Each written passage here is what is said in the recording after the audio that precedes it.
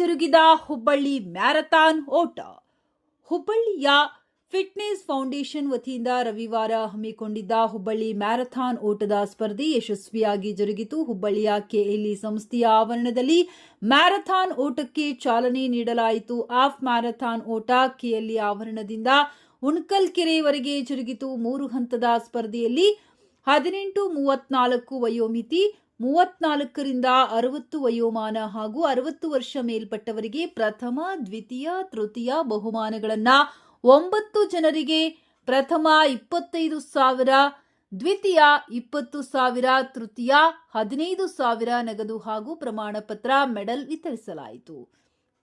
ಸ್ಪರ್ಧೆಯಲ್ಲಿ ವಯೋವೃದ್ಧ ಬಸಪ್ಪ ಹುಂಬಿ ಬರಿಗಾಲಿನಲ್ಲಿ ಓಡುವ ಮೂಲಕ ಗಮನ ಸೆಳೆದರು. ಫ್ರಾನ್ಸ್ ದೇಶ ಸೇರಿ ರಾಷ್ಟ್ರೀಯ ಮಟ್ಟದ ಮ್ಯಾರಥಾನ್ ಪಟುಗಳು ಪಾಲ್ಗೊಂಡಿದ್ದರು.